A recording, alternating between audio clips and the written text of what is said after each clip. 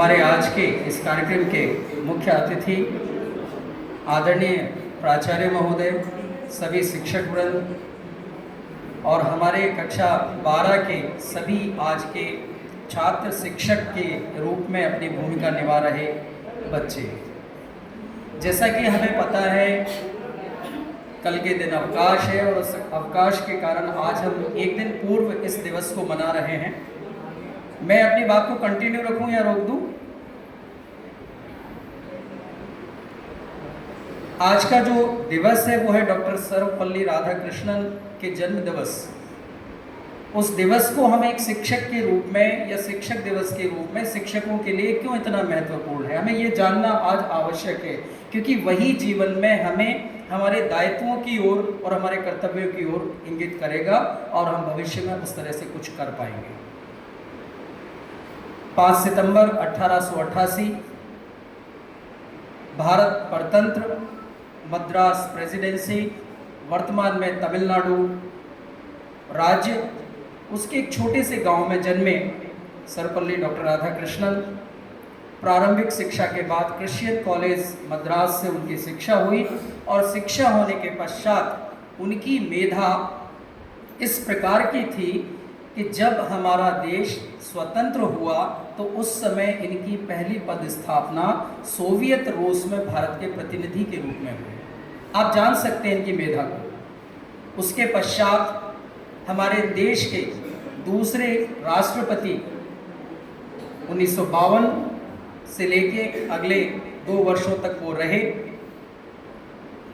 आपने भारतीय दर्शन और भारतीय शिक्षा के लिए अभूतपूर्व अध्ययन कर किताबों को लिखा और सबसे बड़ा जो काम इन्होंने किया राष्ट्रपति रहते हुए, उसके पहले और सोवियत जाने से पहले भी वो एक सफल शिक्षक के रूप में इस देश को उन्होंने अपनी सेवाएं दी।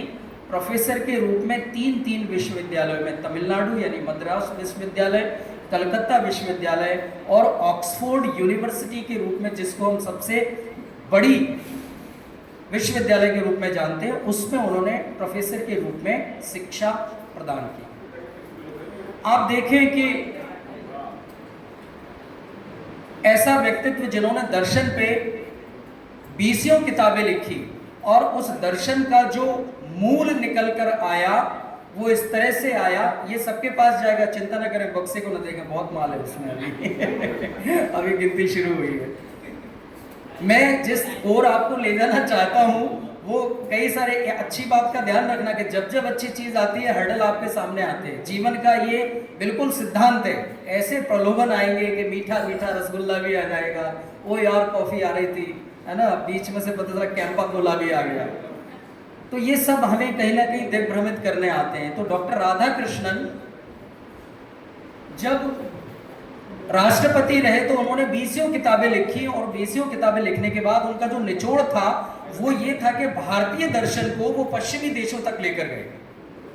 और उस भारतीय दर्शन में जब उन्होंने एक फिलोसॉफी के ऊपर एक बुक लिखी, इंडियन फिलोसॉफी के ऊपर, और उस बुक में उन्होंने लिखा कि विश्व के जितनी भी धार्मिक परंपराएं हैं, यदि उन परंपराओं के धर्म ग्रंथों को तराजू के एक तौल पर रख दिया जाए और भारतीय जीवन पद्धति का जो ग्रंथ है केवल श्रीमद् भगवत गीता, यदि उसको रख दिया जाए तो ज्ञान और मेधा का जो वजन होगा वो श्रीमद् भगवत गीता का ज्यादा होगा।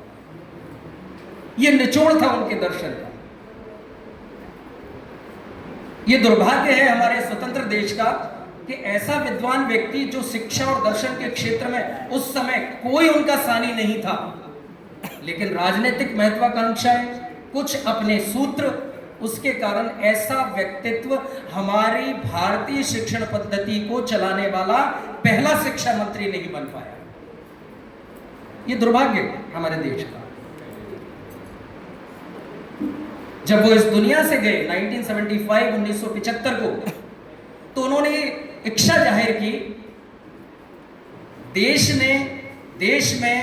देश के लिए जो कुछ हुआ वो अपनी जगह सही है, लेकिन मेरा मन मस्तिष्क ये कहता है कि मेरा जन्मदिन इस हिंदुस्तान में, इस भारत में शिक्षक दिवस के रूप में मनाया जाए, क्योंकि यही इकलौता पूरे विश्व में ऐसा देश है कि जहां गुरु परंपरा की जो शिक्षा पद्धति रही है वो विश्व में और कहीं नहीं है। तो ऐसा ना हो कि हम विकास की दौड़ में शिक्षक के महत्व को भूलते चले जाएं। और तब से उनके जन्मदिन को शिक्षक दिवस के रूप में मनाना शुरू किया। और ऐसे विद्वान व्यक्ति को भारत सरकार ने भारत के सर्वोच्च नागरिक सम्मान, वो कौन सा है बच्चों, डब्बे पहुंच गए तो, भारत रत्न। भारत रत्न से डॉक्टर राधाकृष्णन जी को भारतीय सरकार ने सम्मानित किया।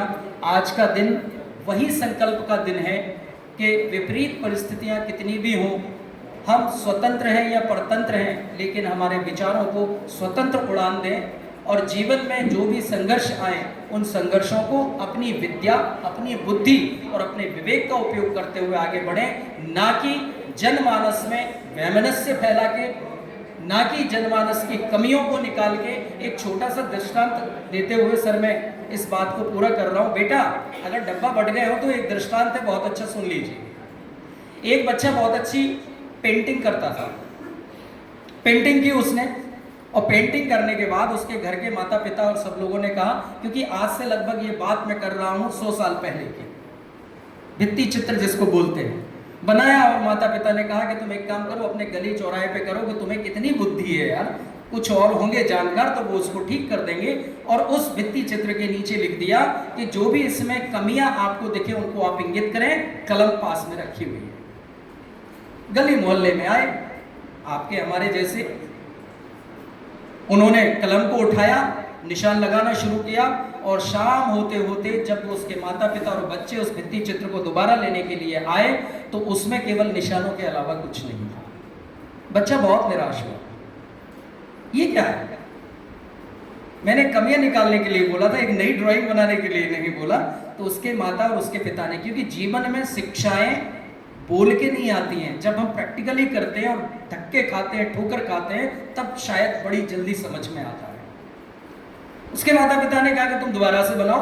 अपन फिर बोले मुझे नहीं बनाना है। नहीं बनाओ बनाओ बनाओ। बना लिया उसने, और उस पर नीचे लिखा गया कि जो भी व्यक्ति इसमें कमियों को पाए वो उस कमी को पूरा करके जाए।